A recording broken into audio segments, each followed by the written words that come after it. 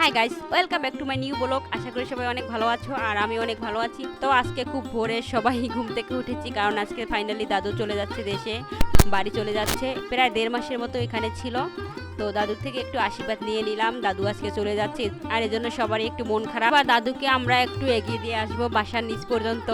দাদু আরে হ্যাঁ ঠিক আছে দাদু, আর আরে আশীর্বাদ দিয়ে তো ওজনই ভালো থাকে দাদু।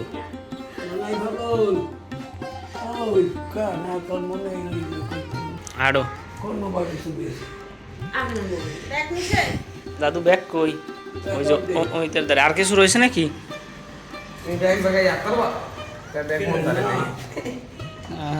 ব্যাগ আয়ো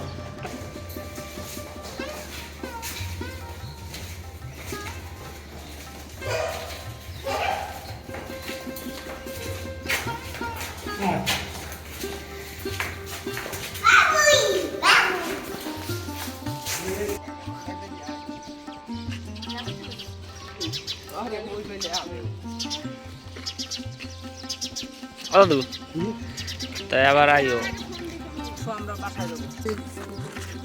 দাদু। ও তাহলে যাও, আমি গেলাম। হ্যাঁ আচ্ছা লো মনাই ফাগুলের নাম আমি সবসময় লই, আর হ্যাঁ আশ্রমে যাবো আমি এক সময়, বুঝলো দাদু? মনাই ফাগুলের আশ্রমে সবাই লই যাবো। হ্যাঁ আমি আগে যাইতাম, মনে নাই তোমার বাড়ি থাকতে। দাদু তাহলে যাই, মগ অফিস আছে বুঝছো, একটু পর অফিসে যাবো। গণ্য দিন আমি গিয়ে ফোন দিস।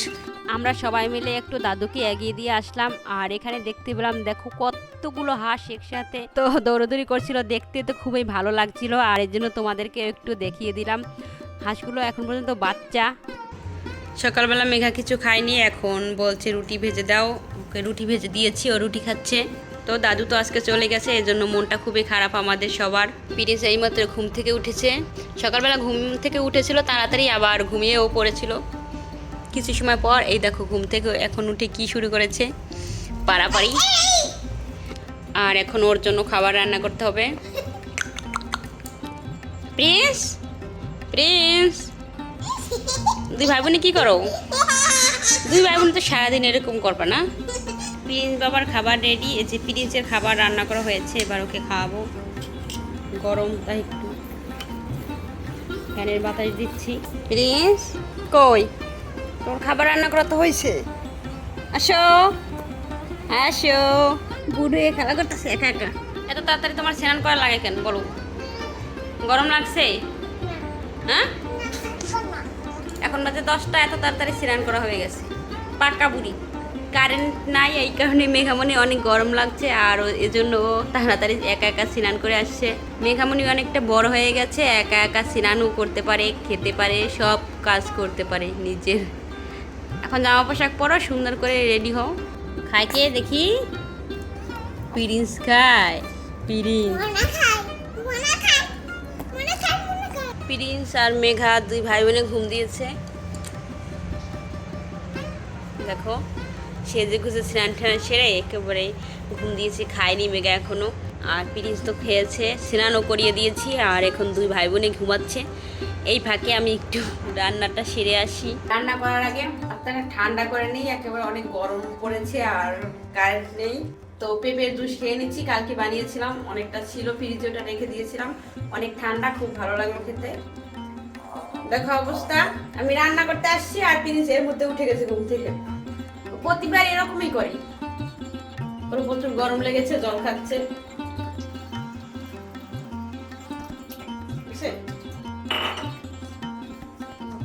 আর খাওয়া গ্লাসে তেমন জল খেতে পারি না, দুজনে কান্না করছে উঠা, ওদের আগে ঠান্ডা করি, পরে রান্না বান্না। রান্না করার আগে তরকারিগুলো আগে কেটে নিচ্ছি। এখানে করলা আছে, করলা ভাজি করবো আলু দিয়ে, আর লাফা আছে, লাফা আলু দিয়ে মাছ ঝোল। প্রিন্স ঘুম থেকে উঠে গেছে, কিন্তু মেঘা ঘুমাচ্ছে এখনো।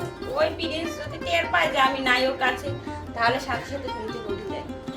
কালকে কিছু পোনা মাছ আছে, ওগুলো রেখে দিয়েছিলাম, আর ওগুলো দিয়ে এগুলো রান্না করবো। তরকারি সব কাটা শেষ, সেবার রান্না করতে যাই। এই পাশে মাছগুলো দিয়ে দিই, ওই পাশে তো করলা ভাজা দিয়ে দিয়েছি। মাছ একবার ভালো হয়ে গেছে, এবার ঢেকে নিচ্ছি। এই সাইডে প্রিন্সের জন্য রান্না করতেছি আর ওই পাশে মাছ রান্না করব।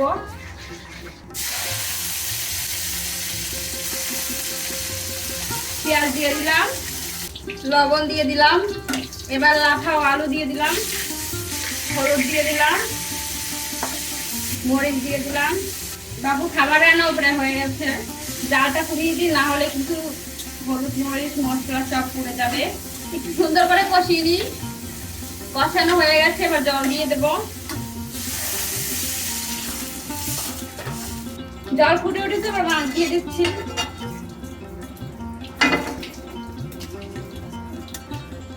এবার বাবুকে খাওয়াতে হবে, অনেকটা বেলা হয়ে গেছে আর ওর ক্ষুধাও পেয়েছে।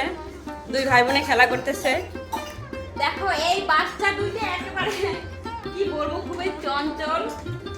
দেখো কি করতেছে, ওকে খাওয়াবো কিভাবে? ও যদি এরকম করে প্রতিবার খাওয়াতে গেলে এই বোনের দিকে তাকিয়ে থাকে, বোন কি করে না করে। এই তো লাফা রান্না করা হয়ে গেছে মাছ দিয়ে, আর করল লাফা দিয়ে হয়ে গেছে। এবার আমরা দুপুরে খাবার খেয়ে নিই, মা ও মেয়ে। এ তো মেঘামণি ভাত খাবে। কি দেবো? করলা খাবো না? ওকে দিয়ে কি খাওয়া যায়? পাড়াপাড়ি শুরু করে দেবে, পাড়াপাড়ি।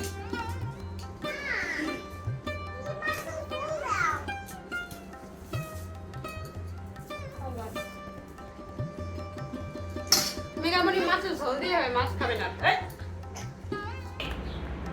মেঘামণি খেয়ে এসে এখন বই পড়তেছি। মেঘামণি কি পড়ো?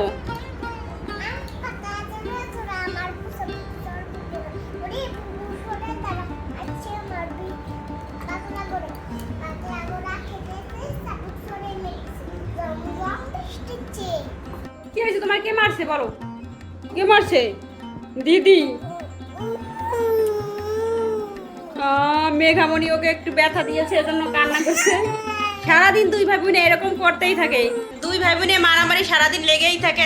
দেখো গাইস, প্রিন্সকে একটু ব্যথা দিয়েছে, এজন্য প্রিন্স কান্না করে দিয়েছে, জল বের হয়ে গেছে চোখ থেকে। কে? দিদি ব্যথা দিছে? দিদি এখন শুধু দিদির দিকে তাকিয়ে তাকিয়ে দেখছে, ওকে ব্যথা দিচ্ছে না, এজন্য ওর দিকে তাকিয়ে তাকিয়ে দেখছে। তুমি হাসো, তুমি আবার হাসো। ও ও মার দিচ্ছে, এখন আবার হাসতেছে। বোঝো তোমরা, সারাটা দিন দুই ভাই বোনে এরকম মারামারি লেগেই থাকে সারাটা দিন। এই যে দেখো বাবাটা কান্না করে দিচ্ছে একবারে। তো গাইস, এই দুই ভাই বোনকে সামলাতে সারাদিন আমার অবস্থা একেবারে খারাপ হয়ে যায়। বোঝো তোমরা, এরকম যদি কারো দুইটা বাচ্চা থাকে তার অবস্থা তো কাহিল হয়, যেমন আমার অবস্থা কাহিল। আমার বাবা অনেক ভদ্র, কিন্তু ওই যে মেঘামণি অনেকটা মানে এই ভাইয়ের সাথে দুষ্টামি করে বেশি। এখন আবার এই যে শুরু হয়েছে, আবার শুরু হয়েছে। দেখো তোমরা, এই যে আবার দুষ্টামি শুরু হয়েছে। এদেরকে আমি কিভাবে সামলাই তোমরা বলো। গাইস, আজকের ভিডিওটি এ পর্যন্ত। যদি তোমাদের ভালো লাগে অবশ্যই একটি লাইক কমেন্ট শেয়ার করে আমাদের সাথে থাকো। আর নিত্য নতুন ভিডিও পেতে আমাদের চ্যানেলটি অবশ্যই সাবস্ক্রাইব করে আমাদের পাশে থাকবে। দেখা হবে পরবর্তী নতুন কোনো ভিডিওতে। ততক্ষণ পর্যন্ত তোমরা সবাই ভালো থাকবে। ধন্যবাদ সবাইকে, বলো টাটা।